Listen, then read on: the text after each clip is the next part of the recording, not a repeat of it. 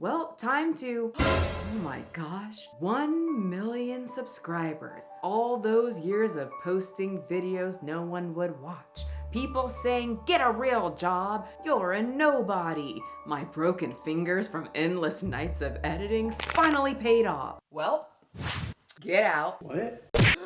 New boyfriend, new influencer friends. I can do anything because I'm popular. Wow, you're hot.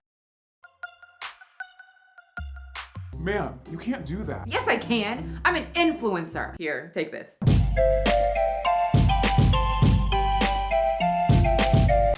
Hey, it's you again with that perfect size forehead.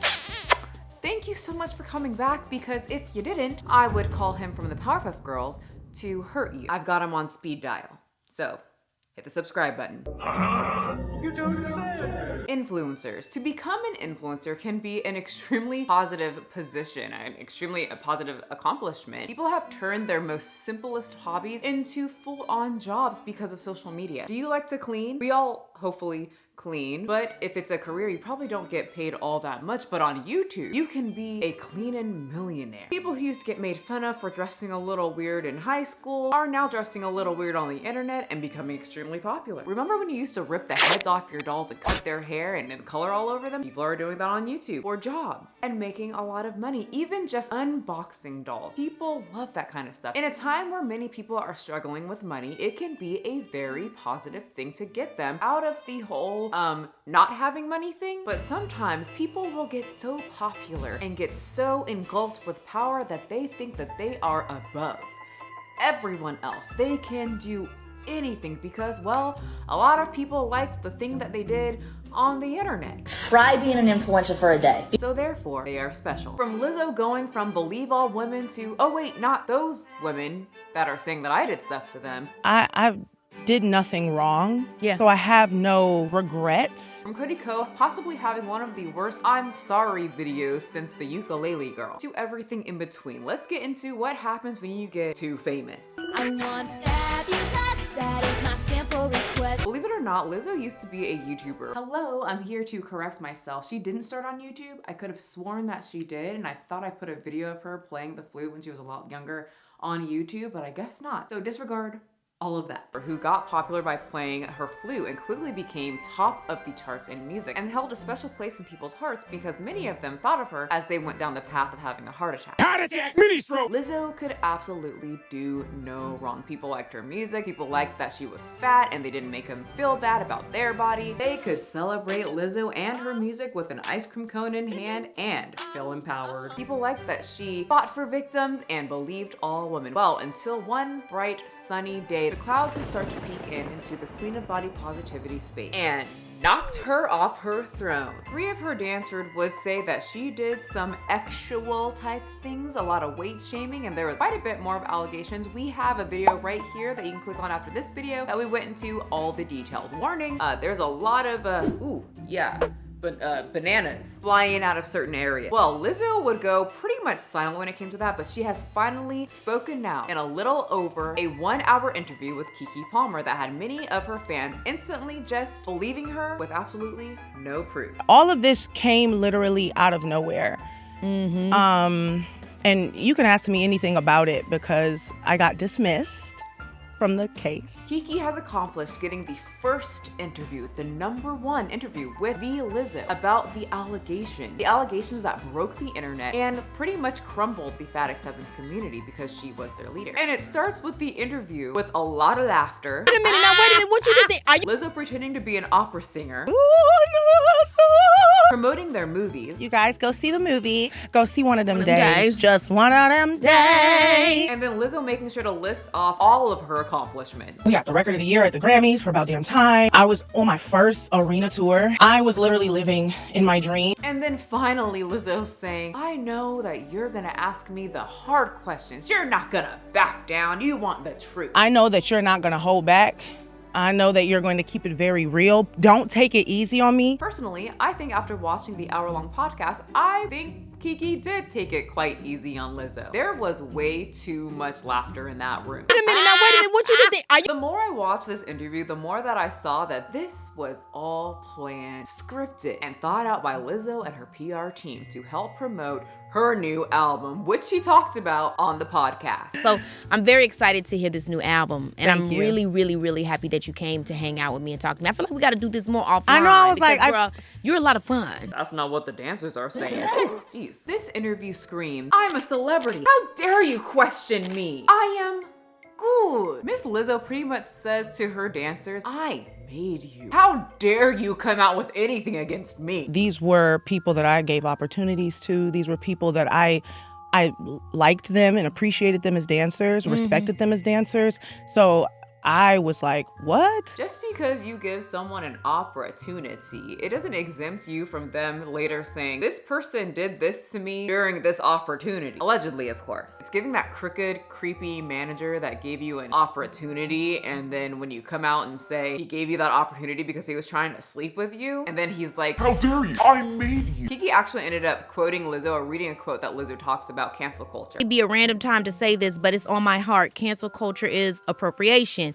There was a real outrage from truly marginalized people, and now it's become trendy, misused, and miscredited. I hope we can phase out of this and focus on the real outraged problems. Which was an extremely ironic part of the interview, or just ironic in itself to make that tweet, because Lizzo's followers are the queen of cancel culture. People will lose weight and they will say that they're dead to them. So that was an extremely odd clip, and many people were saying, you came out with that because you didn't want to get canceled. But she said, no. That was just something that I thought of in the moment. I didn't know people were gonna come out and say that I said that I forced them to do things with bananas. It had nothing to do with the lawsuit. That was so random. I don't know. Wow. I don't know how things synchronize. Yeah. But there are a lot of strange synchronicities. Yeah, like PR teams. But as you know, Lizzo has been dismissed because it was the most ridiculous thing that a judge has heard. But then when you read the claims in the actual lawsuit, it's ridiculous. So you know what else people found when they actually looked at the lawsuit? That it's actually still going on and it wasn't dismissed. But what's not mentioned, and the things she left out here,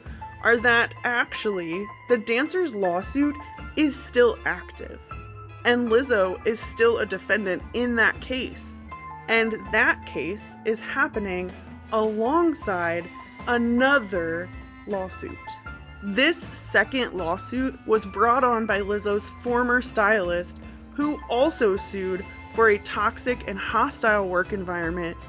This is the case that Lizzo was dismissed from, not due to the allegations being false or the evidencing against the claims, as she stated in the podcast. No, it was a jurisdictional issue because the stylist worked for Lizzo on the European leg of her tour and not within the United States. This does not mean that these allegations are false or unfounded.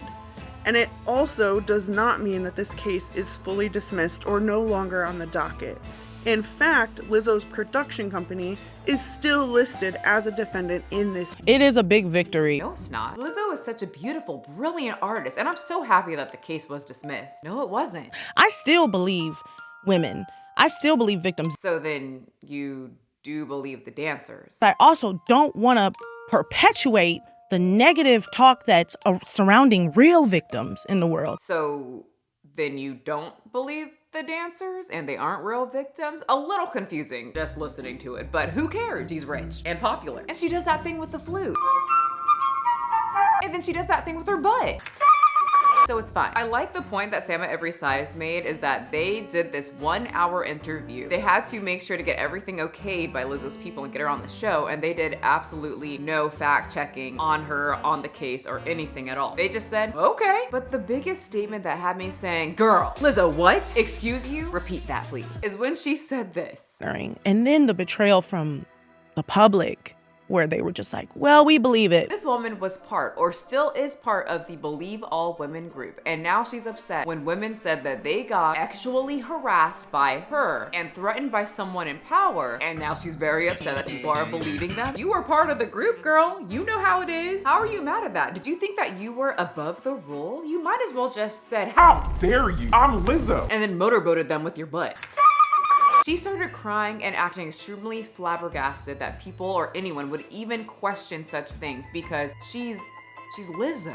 And because she fought for marginalized bodies and black women. And people who do those things would never do heinous acts. You know, we've known you for 5 years and we've seen, you know, how you stand up for, you know, marginalized people and bigger bodies and black women. So I'm not someone that says, oh, she definitely did it. I wouldn't be surprised. But I am someone who likes to see the proof and how the trial comes out and wait a bit until I say they did it, because then there's proof. But those comments was just a huge red flag for me, because when someone tries to use their status and then throw around the black card and then start putting in, well, I fought for marginalized bodies, so why would I ever, like, you know, do that kind of stuff to get people on their side? Well, the red flags start coming out. So Lizzo, that means nothing from me, but the people in her comment section and who follow her are like, yep, I knew those girls were lying. They didn't need proof from the girls and they didn't need proof from Lizzo. They just pretty much follow anything that anybody says and they keep going back and forth and back and forth. But anyway, they ended it with a little Christmas cheer. What's your favorite Christmas movie, girl? Oh, wow. That's hard, right? Ooh, I love this question. Favorite Christmas movie? I don't know about you, but between you and me, if I had a lawsuit against me saying that I had people doing things with bananas, shooting out from the front and back hole, the last thing that somebody's going to ask me is what my favorite Christmas movie is. Just a fun one for me because I love the holiday. But of course people do. She's a celebrity. Yes, A Diva's Christmas Carol, that is my favorite movie. And no one ever knows what I'm talking about. There are so many examples of celebrities, influencers, YouTubers, people who have a lot of backing because they've got a lot of people who like the thing that they do on the television, who think they can just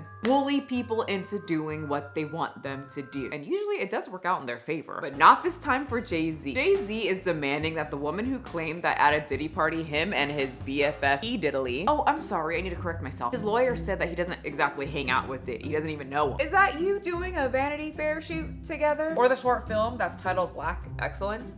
Together? You at his house, at his party, you guys hugging? Anyway, Jay-Z demanded that the Jane Doe out herself to the public, most likely because he wants to try to persuade her to shut the hell up. And the judge said no. Order read, the court will not fast-track the judicial process merely because counsel demands it. Someone who really played into the I'm popular, I can do what I want, I have power, I'm untouchable, no one will ever know, people love me. Cody Ko, who was doing some things that a lot of people would say, Stop it. Get some help. especially if it was their daughters that he was targeting. But because he was a YouTuber that people loved, he did funny stuff, people said, this is content. Cody Ko was the top of commentary YouTubers. He had his clan of boys. He had that song called Short King. I'm 5 foot something and I'm royalty. Short King, mama, hey. He got to have underage girls in videos and no one said anything because content. Teach me some slang. Teach me some teen slang. You know, in Cody Ko's mind, it was fine for him to F a 17-year-old girl, but he had to remind that other creep that he did a podcast with that, bro, come on, she's 18. How do you know Tana? Oh, you see, sir, he had sex with her, allegedly, when she was 17, after she taught him how to say teenage slang. I think I want to like date her. She's 18. Sorry, Lena. I'm saying this strictly to piss off Lena. One question, who dates these men? Okay, ladies, can we just stop doing I'm glad that people are now warning women. Anyway, that 17-year-old fan of Cody Ko would soon turn 25 years old and say, hey, I was 17. It also just wasn't like one time. Like I hooked up with Cody Ko so many times. Well, this girl would soon have power. She got popular and she would come out and say, yeah, we did it when I was 17. And you know how the internet is. People started digging. And many clips of other YouTubers would come out saying Cody Ko was kind of with underage women. Then the text messages started being exposed. Hannah still had a lot of text messages and messages from Cody Ko. Brother. And I was just such a fan. That's like the sad part, is it's like That's definitely an another abuse of important power. fact. So Cody would go on a 6-month hiatus. He pretty much fell off the YouTube cliff into the abyss of exposed YouTubers who kind of want things to go away and waited for 6 months. And while he was waiting for people to forget, many people of the public were waiting for a statement, a post, anything. Actually, they were demanding it, like Jay-Z demanding that woman to say who she is so that he can take care of her. And when Cody would make a statement, they would go into his wife's profile. How about you do a review on your husband and his past activities? Laugh my ass off. You are a gross couple. Nobody is forgetting. Acting in the silence for so long speaks volume. It's almost 2025 and Cody still hasn't addressed anything? Wild. Well, a few days ago, he would issue an apology. Wait, nope, sorry, that was wrong. He would issue a statement. Oh, no, producer's saying that's wrong too. He would kind of say something. I really don't know what the to call it. You know what? We will call it a Cody-ism. He would issue this Cody-ism not on his first channel, not on his second, but on his most lowest subscriber channel, Cody Trains, where he's basically training for his marathon. That's all fun and nice, but I was so confused. I was searching low and high for this supposed apology or statement from Cody Ko, and I was not finding nothing. Why? Because it was embedded into a 21-minute video titled 34 Miles, where he shows us how much he hasn't been running. That was when I was getting ready for Ironman. And then since then... So then he decides to fix that, and he just decides to run away from his problems. Feels good to be putting in some serious hours again. Last Wednesday I was on the trail for almost 3 hours. Until about the last minute of that video where he tells us. And I also understand if your opinion of me has potentially changed over the last few months. You know, I spent the first half of my career criticizing people and judging people online. So, you know, I don't begrudge your judgment of me by any means. Oh, thank you. I am so happy you gave me permission and that you don't, what was that word again? Begrudge me. Anyway, the rest of the video, he was just saying he's moving forward and he will deliver us really, really good content. I just think all I can do right now and moving forward is just try to be the best person I can be for myself and for my family, and just try to continue putting the best shit out there that I can. So no more canoodling with 17-year-olds? Follow-up question. Is this the best shit you're putting out? Sir, is this what we have to look forward to? Felt like it,